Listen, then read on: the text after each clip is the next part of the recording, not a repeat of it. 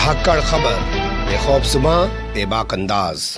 धाकड़ खबर के news room से मैं आपके साथ हूं अकरम रईस खान। किसान आंदोलन के चलते हरियाणा की राजनीति या यूं कहें हरियाणा की पॉलिटिक्स जो है सबसे ज्यादा चर्चा का विषय बनी हुई है। यह अलग बात है कि भोंपू मीडिया और उसके दलाल चाटुकार दंगाई पत्रकार आपको वो नहीं बताते हैं जो जमीनी सतह पर होता है। वो आपको दिखाने की कोशिश करते हैं जिसके जरिए आपके सामने से असल बात को हटा सकें। हालांकि फिलहाल वर्तमान समय में विधानसभा से बहुमत हासिल करने के बाद मनोहर लाल खट्टर और दुष्यंत चौटाला की सरकार अगले 6 महीने के लिए अपने आप को मजबूत कर चुकी है, क्योंकि आपको पता है नियम अनुसार अब अगले 6 महीने तक उनके बहुमत को यानी कि उनके विश्वास को कि सरकार के पास विश्वास है या नहीं है चुनौती नहीं दी जा सकती है। लेकिन फिर भी यहाँ चीजें रुकने का नाम नहीं ले रही है। पल पल यहाँ पर राजनीतिक घटनाक्रम बदल रहा है। मैं 2 हिस्सों में पूरी बातचीत आपके सामने रखने जा रहा हूँ कि ताजा घटनाक्रम जो है वो अभय चौटाला के अल्टीमेटम से खड़ा हो गया। अजय चौटाला ने एक बड़ी चुनौती दी है अजय चौटाला को, अपने ही बड़े भाई को चुनौती दी है। क्या चुनौती दी है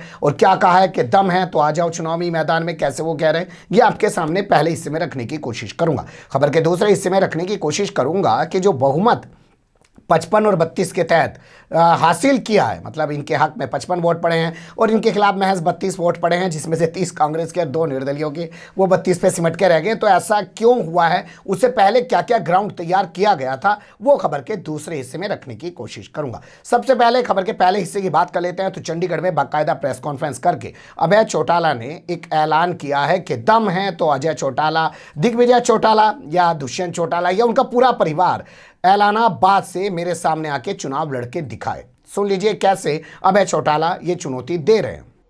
मुकाबला जनता ने करना, मैंने नहीं करना।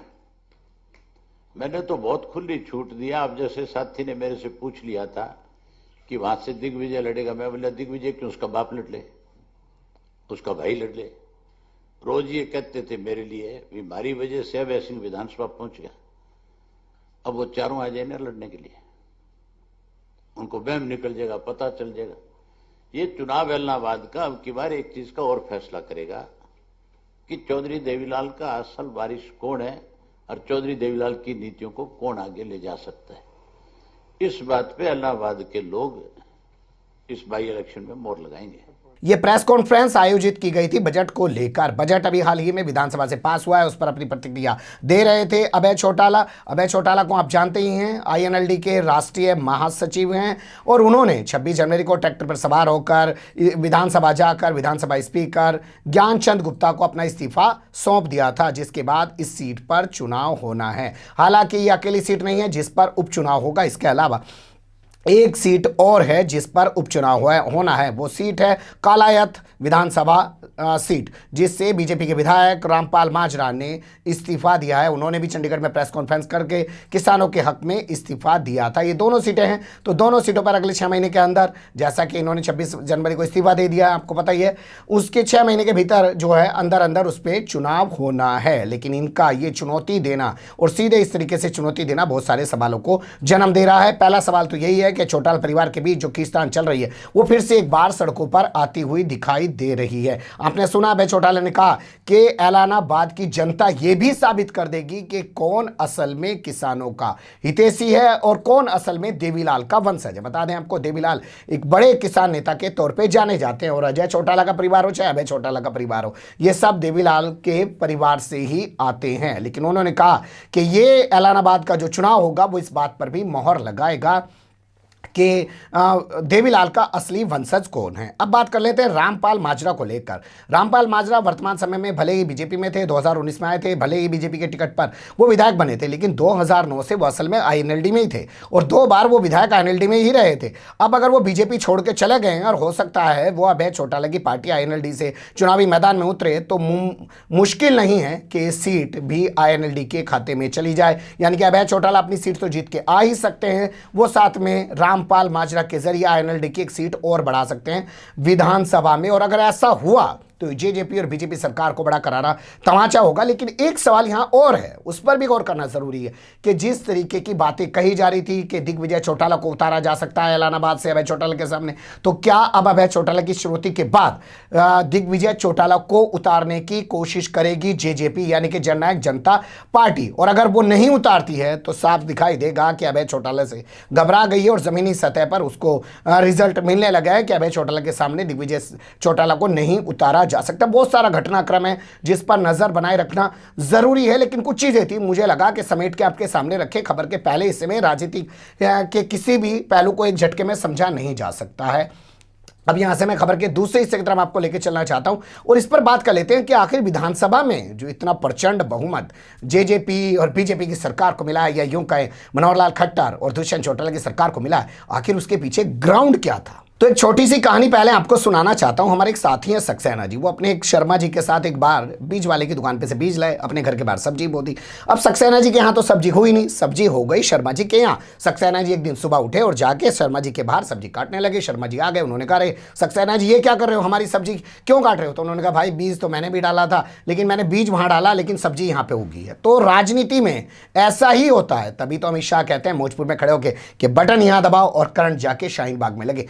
राजनीति में चीजें आपको खुद समझनी पड़ेगी। कुछ तस्वीरों पे गौर कीजिए। पहले आपको दिखाते हैं विधानसभा की तस्वीरें। टोटल 88 सीटें हैं वर्तमान समय में, 2 लोग इस्तीफा दे चुके हैं, टोटल 90 होती हैं। 88 में से एक हो गया स्पीकर ज्ञानचंद गुप्ता, उसको तो गिनती में गिना नहीं जाएगा, बची 87 सीटें। तो 87 में से 55 सीटें जो हैं वो पड़ी हैं जेजेपी और बीजेपी की सरकार के हक में, 32 रह गई हैं विपक्ष में, जिसमें से 30 कांग्रेस की, 2 निर्दलीयों की। अब ये जो 55 मिली है इस पर थोड़ा सा नजर डालिए। इसमें से 40 हैं बीजेपी की अपनी, 10 हैं जेजेपी की और 5 हैं निर्दलीय की।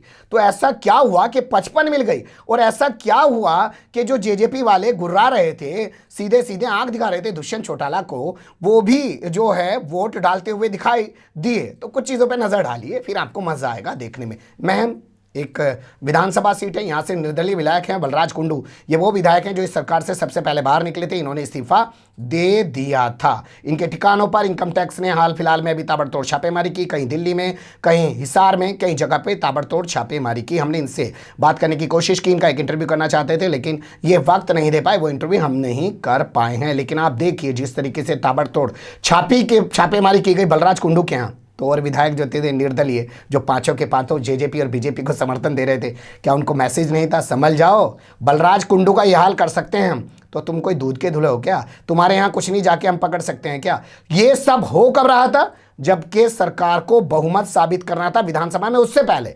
तो इस तस्वीर को आप नजरअंदाज नहीं कर सकते हैं।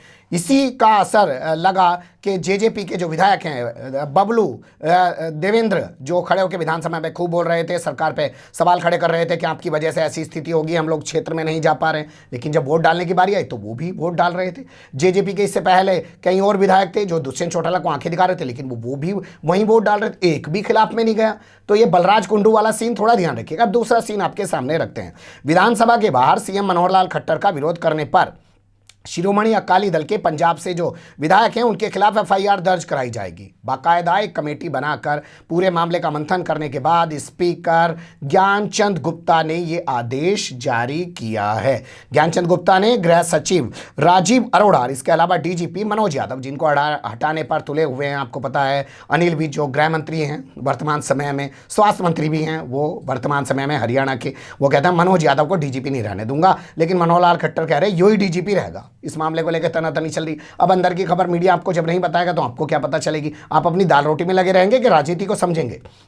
तो ये मीटिंग करने के बाद निर्णय लिया गया। अब इस सीन को भी समझिए कि भैया जो विरोध करेगा मनोहर लाल खट्टर का, बताया जा रहा है कथित तौर पर इन लोगों ने विधानसभा के बाहर मनोहर लाल खट्टर का विरोध किया और प्रेशर बनाने की कोशिश की कि वो इन कानूनों को वापस लें। तो उसी के चलते अब निर्णय लिया गया है, ये आदेश दिया गया है स्पीकर की तरफ से कि इनके खिलाफ, जो शिरोमणि अकाली दल के विधायक हैं, उनके खिलाफ हरियाणा में एफआईआर दर्ज की जाए और बाकायदा एक उच्च स्तरीय कमेटी बनाकर इस मामले की जांच की जाए, उनके खिलाफ एक्शन लिया जाए। ये दूसरे विधायकों को मैसेज है, समझ जाओ। बलराज कुंडू पे इनकम टैक्स और इन विधायकों पे एफआईआर। अब तीसरा सीन देख लीजिए, यह सबसे बड़ा सीन था और इस सीन ने बहुमत साबित करने में शायद भाजपा को ज्यादा मदद की है, जेजेपी को ज्यादा मदद की है। ईडी यानी कि एनफोर्समेंट डायरेक्टरेट, हिंदी में बात करें प्रवर्तन निदेशालय ने बहुमत साबित होने की तिथि आने से ठीक पहले पूर्व सीएम भूपेंद्र सिंह हुड्डा समेत 23 लोगों के खिलाफ चार्जशीट दाखिल कर दी।